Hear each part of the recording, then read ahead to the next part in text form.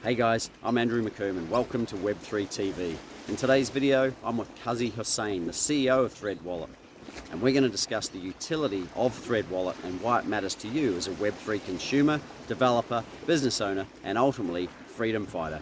But before we do, make sure you register to watch every episode of Web3 TV here, where we share inspiring stories of all things Web3, making a difference to the world.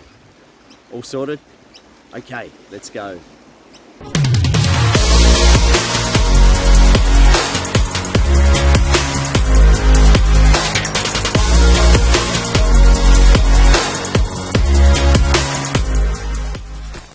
Kazi, you're the co-founder and CEO of Thredwallet, which is a leading non-custodial Web3 wallet with never seen before levels of multi-encryption security and Dapp store. You're experienced with managing the web and mobile app ecosystem, which are bringing things across to Web3, and you've been invited to speak on entrepreneurship at Ivy Business School at Western University, and you're a metaverse astronaut, which sounds super exciting. So, Kazi, tell us, how did this incredible journey begin? Thank you so much for having me on the show. So this journey began, roughly 3 years ago. I met my co-founder Arda right outside of one of our computer science classes at university. And, he was wearing something we call the Canadian tuxedo. And that's where you wear a jean jacket and jeans, matching True Religion brand, of course. And, I thought to myself, this guy's different from the other engineers here. Maybe we can vibe. So I approached him. He showed me what he built. I showed him what I built, and immediately we clicked. In his own words, he didn't want to be an engineer, and I didn't either. So, we came into the program knowing that we're going to build a big software company, and that's just what we started doing. So was that the conversation, was it? It was around, I don't want to be an engineer. I want to do what? Something in Web3 or something in software. How did it go? Yeah, it was literally, we just wanted to do something in software. That's how it started. Myself and Ardo, our first business together was an e-commerce platform ecosystem. It started off as a mobile app on the App Store. And that's kind of how we sharpened our teeth on mobile app development. We became experts in mobile app development first, and in consumer psychology and scaling that business before we got our hands on Web3. Oh, so what did you learn about consumer psychology? Just looking at the funnel, looking at use cases, looking at passing the mom test, which is basically a UX, UI problem mindset of your average everyday soccer mom should be able to onboard to your solution, use it, and share it with their soccer mom friends. Very cool. So obviously, for the viewers' sake, and we've mentioned this earlier, we've got Nikolas Moore from Utiliti on board today as well. He's a big Web3 advocate for sure. Obviously, he's onboarding people from Web2 to Web3. How did you guys get into Web3? Yeah, that's a great question. So I think our original idea started when I was at AWS, right? I was at Amazon Web Services for a couple of years trying to push a boulder up the hill at Amazon and say, hey, we need to look at this. We need to pay attention to this. We need to do something with this. And it took one conversation too many for me to realize I was going to make more headway out on my own. And so left to start this business, providing, foundational infrastructure to incredible developers like Kazi. And you mentioned the mom test, and I was, I think about this a lot in the context of just being able to explain to my own mother what in the world we're doing here. And so I'm curious to hear your take with what you're building right on. What does it take to make this space relevant to somebody like my mom, especially in the context of the user-friendly wallet you guys are building? Thank you for that, by the way, Nick. Yeah, so what we look at basically is for our problem, firstly, I want, we were inspired to jump into Web3 in the first place because, my mom, for example, she had to always send money overseas to Bangladesh, and it was always an issue, and there was always fees, and she'd have to go to the Money Mart and walk over there. And we're in Canada, so it gets like minus 30 degrees sometimes here. And just seeing that painful experience of the middleman kind of inspired me to even think in this solution-oriented manner for Web3. But in your point of view, for back to you, for your mother, with essentially Thread, it's a easy username and email password sign-in. So anybody can onboard and anybody can create their first crypto wallet. And that's the best way to put it. With MetaMask and other solutions, for an example, it can be quite difficult to onboard your everyday mom to crypto, because the first step is to have a crypto wallet where you can hold your crypto. Before you even get into buying crypto, use cases for crypto, NFTs, and DeFi and lending platforms, you need to have a wallet. You need to know what a key is. You need to know how to manage a key. Well, Thread is that solution. It handles all of that for you in an encrypted manner, so that you don't have to have that worry in the back of your mind, of, is my keys safe? We don't handle your keys. It's a non-custodial wallet. We have a very unique encryption method where we use your password so that you can access your wallet. And we've actually developed ways where you can even have a kill switch to your wallet, where Thread itself will detect any kind of strange activity on your wallet. Let's say a potential hack that's incoming, and you can activate a kill switch right from your smartwatch or wearable that no one else in the market is tackling right now. Mm. Awesome. So much depth there, Kazi, and obviously we're going to get into that shortly. But like before we get there, there's a backstory, right? The Web3. What was it that enticed you to Web3? Was it purely related to your mom and trying to transfer money, or like is there something else going on there for you? What was the inspiration?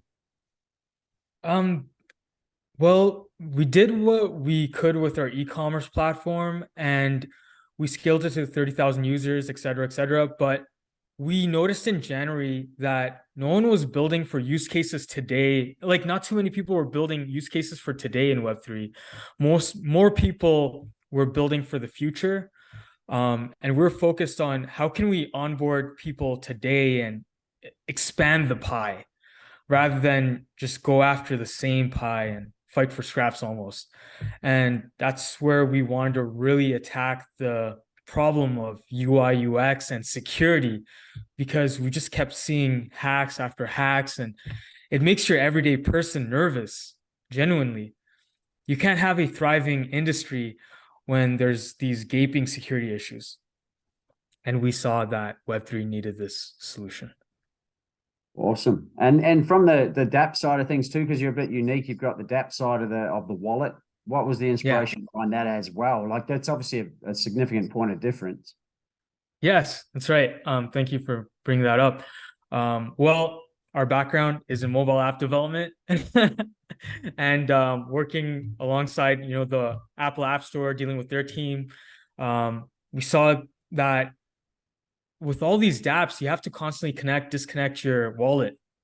And with traditional wallets, that can be a painstaking process and a point of contention for most consumers.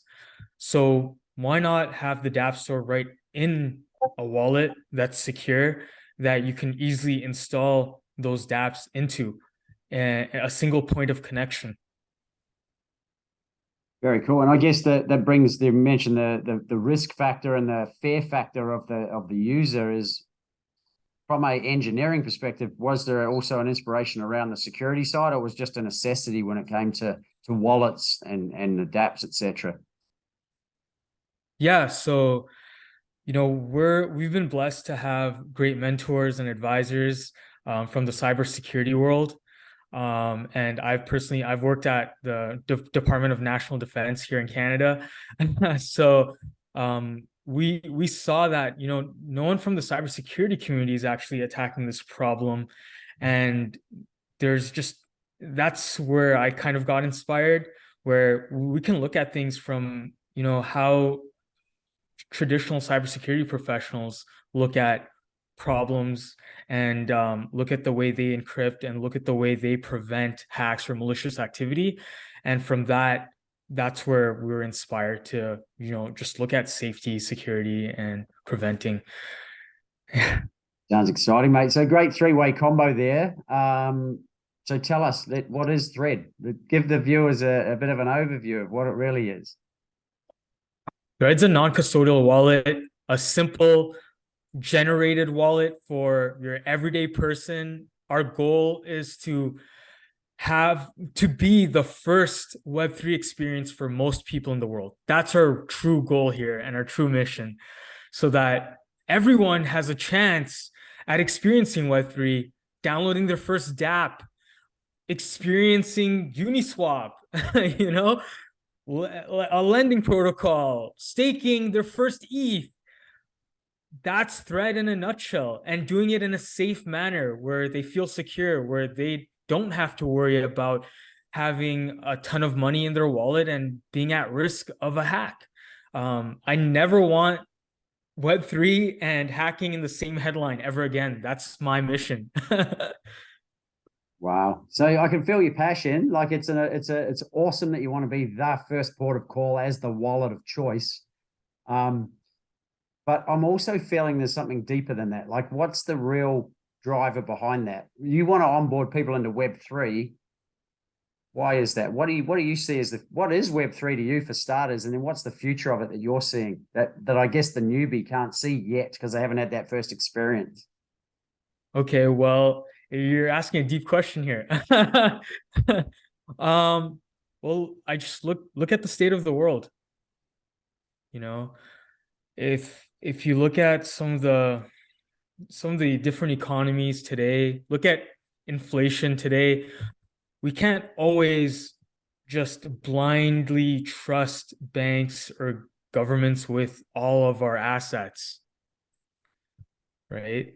And that's where Web3 comes into play. It puts power back into the hands of the citizens. That sounds The good. government, Keep going. You're speaking a language. The government is tasked with taking care of you, quote unquote. But why not give the power back to you to take care of you? And that's what I really see Web3 doing. Fantastic. It's giving power back into the hands of the people and removing middlemen, removing inefficiencies from the system, removing bloatware. That's where I see it as, a simple thing like buying a home becomes a very complicated process in today's world, right? There's brokers, there's fees, there's middlemen, there's bankers, there's bloatware. That's what I call it, right? That can be completely done away with Web3, with smart contracts, with fractionalized NFTs. Yeah, right. So like sorry, Nick, I'm just going to jump in. With your Bangladeshi background, how do you see it affecting or benefiting the emerging communities, countries over and above the Western world as well? Giving them tremendous access to asset pools that they wouldn't have otherwise had, giving them more power in their own financial futures, breaking the chains of any kind of political system in the world, right? Bangladesh, it's like, even in America where it's almost a two-party system, similarly, it's like a two-party system there too, right? There's like just a couple major parties. They hold power for a decade or so, and then they switch hands, right? And the people deserve more. They deserve more options. They deserve a way to access financial stability that they wouldn't have otherwise access to. With a trustless system in Web3, you don't have to worry about any kind of corruption, any kind of strong man fallacy from leaders, et cetera. It's all very transparent. It's on the blockchain. You know who holds what coins, what tokens, who holds what interests in what interest groups. That's Web3. It's a beautiful place to be. Awesome, mate. Love the passion. Nick, well, yeah, I mean, you're really hitting on on sort of how expansive this vision for people who actually get it is, right? Like today, what people know when they think of Web3 is what scam coins and monkey JPEGs and a big-haired vegan guy who robbed some people, and what it could be and what we hope to see, 5-10 years down the road when people are watching this, playing this back on YouTube, right? It's like a wallet isn't just a wallet and digital assets. A wallet is a wallet and then potentially your whole life. Like you touched on, housing and past just financial instruments, right? Votes. And so I would be curious to know, in your vision, right, as Thredwallet progresses, does it tie into identities and sort of what do you feel like the future of decentralized identity is on chain, where users own more of that information? Thank you for asking that. And, that is part of our roadmap.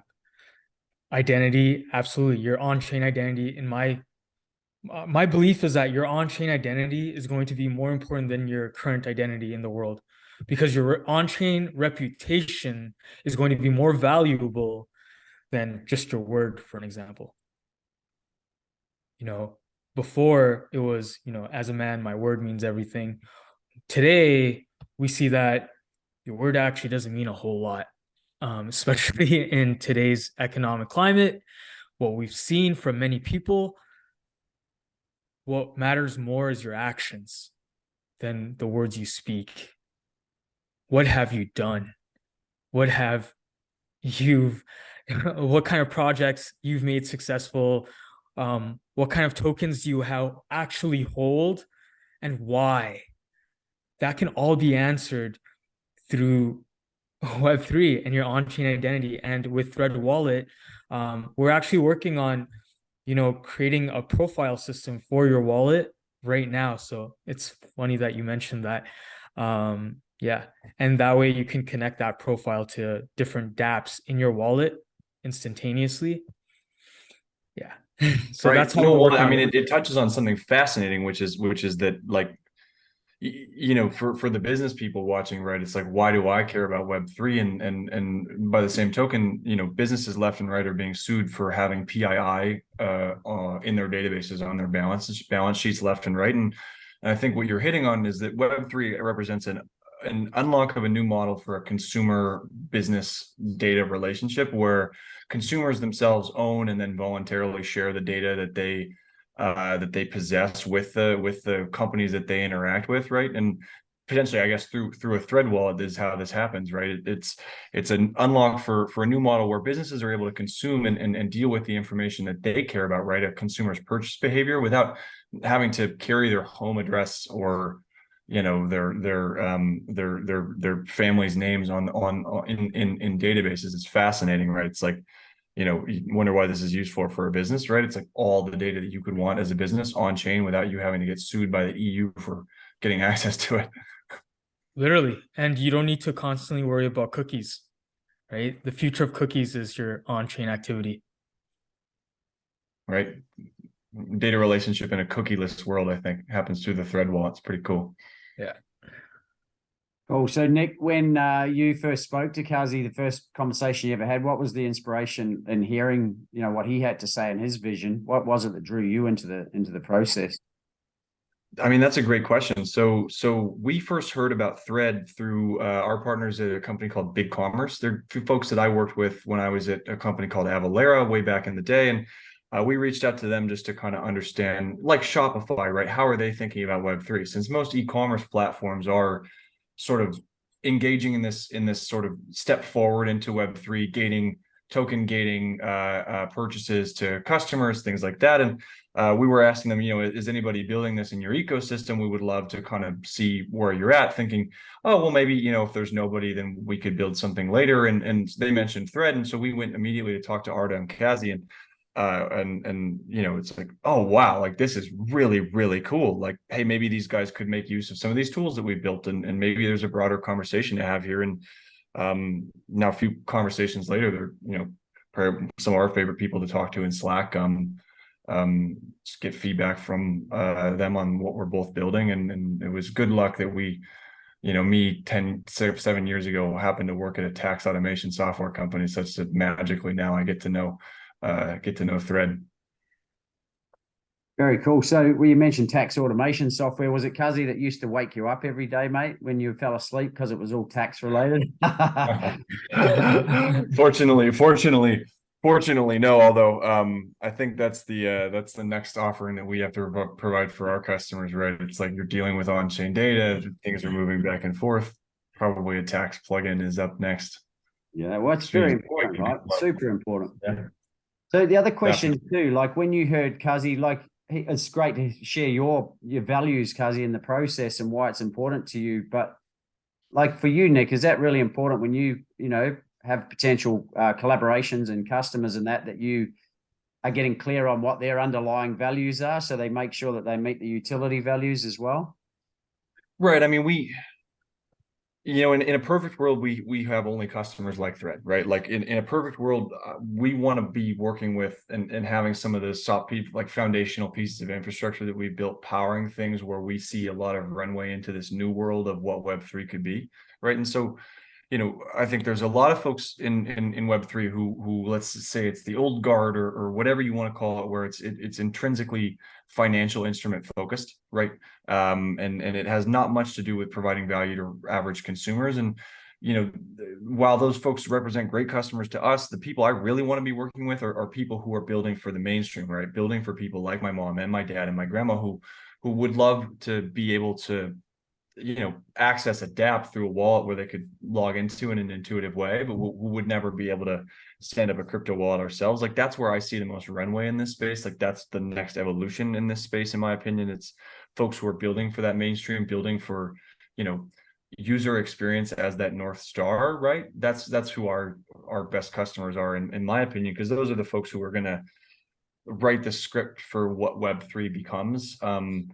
Since they're focused on user experience above all else. And I think the last thing I'll say on that is like, Paul Krugman has this famous quote. It's like the internet by 2005 will be looked at as no more revolutionary than the fax machine or whatever, something like that. And I think that opinion didn't really change en masse until the internet became useful for mainstream consumers, right? Until the Amazons and the Napsters and the eventually Spotify's existed, where the internet was a vehicle for something more valuable being delivered to people that changed their lives in a meaningful way. Likewise, I think Web3 follows that same adoption pattern, right? Like you don't really see people not thinking it's a scam until it actually does something useful for them. And on that note, I'm excited about what companies like Thread are doing, in that they're aiming to do something actually useful for mainstream end users, like Kazi's mom who needs to transfer money back home to Bangladesh, right? It's like when it does something that is that useful, then not a whole lot of grounds to call any of it a scam or be afraid of it anymore once it's eminently useful for end users. And so all that to say, yeah, I would hope to see more customers like Thread, or if not, that Thread just grows so big that there's no more room for any customers like Thread. Very cool. So, Kazi, I just want to lead that into, like, we want to be even more specific and clear on what is Thread. And when you think about your mum as an example, if she was the end user, can you explain it to the viewers and what it is, what are the benefits of it, and then how is it going to apply to her? Sure. Essentially, Thread is a super wallet. It's a self-custody wallet designed with one principle at its core, and that's security. There's no more fumbling of private keys or secret phrases. Thread uses, an AES 256 plus SHA like 256 multi-encryption mechanism to like secure account information, essentially. Completely email password sign-in, and it ensures you have access to your wallet and you can change your password if you would like. Yeah, and it has, of course, installable apps within the wallet itself. And yeah, like within the context of my mom, for an example, well, she can quite simply create a wallet, hold Ethereum in it, and she wants to transfer Ethereum to another wallet, let's say my uncle, who's also in Bangladesh, and she doesn't want to pay, $100 in wire fees and banking fees. Well, here you go. You can just easily install one of the dapps within the library and then transfer coins.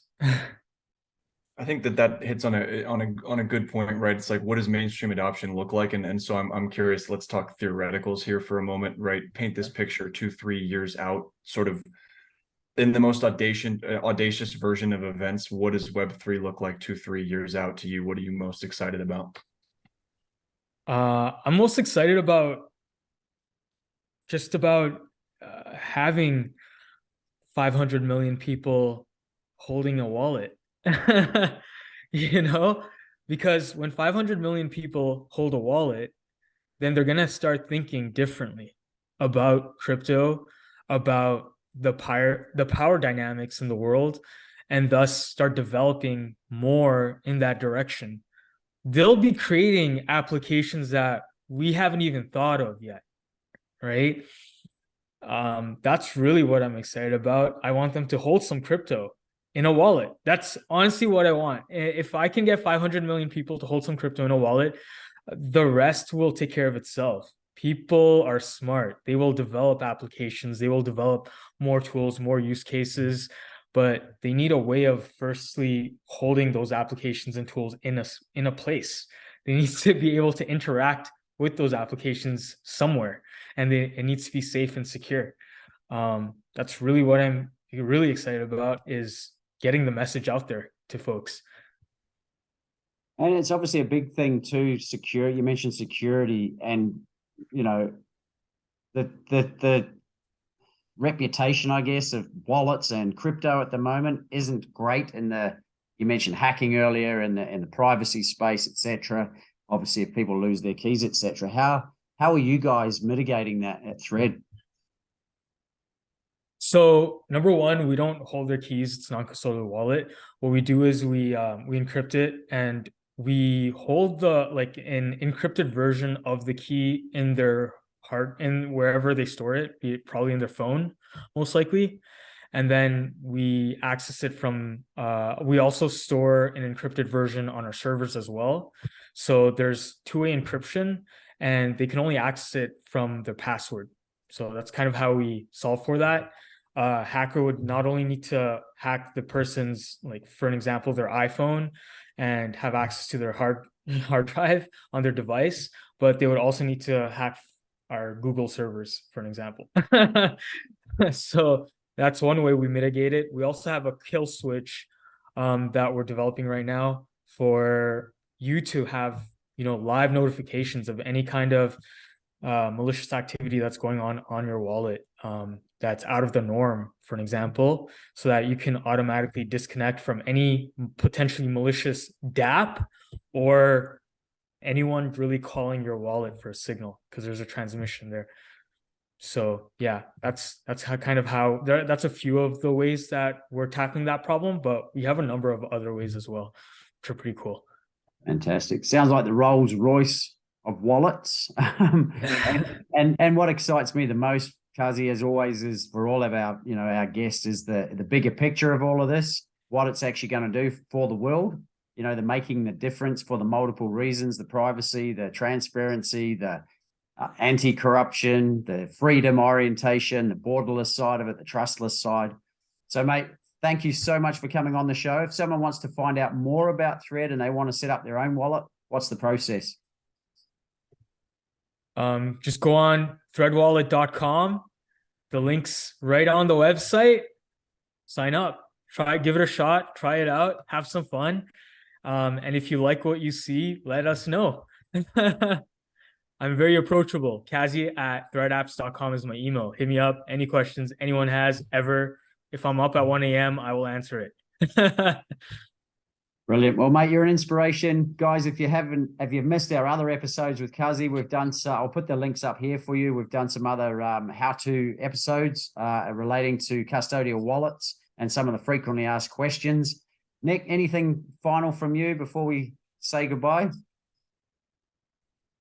No, just that it's like I said earlier, it's just always a pleasure to talk to people who are building things that have the potential to go mainstream and do something useful for mainstream users, because that's what I think the future of this space is. And so just a pleasure, Kazi. Really excited about what you're building. Thank you, Nick. Really excited to be here. Thank you, Andrew and Peter. Thanks, Kazi. We'll see you on the next show. Well, there it is, guys. I hope you enjoyed this Web3 TV episode. If you've got any more questions, leave them in the comments below. And remember, if you want to watch every episode of Web3 TV, visit the link below or subscribe to our channel. And remember to hit the bell icon so that we can notify you every time a new episode is released. I'm Andrew McComb, and I look forward to sharing more inspiring Web3 TV episodes, making a difference to the world. I'll see you soon.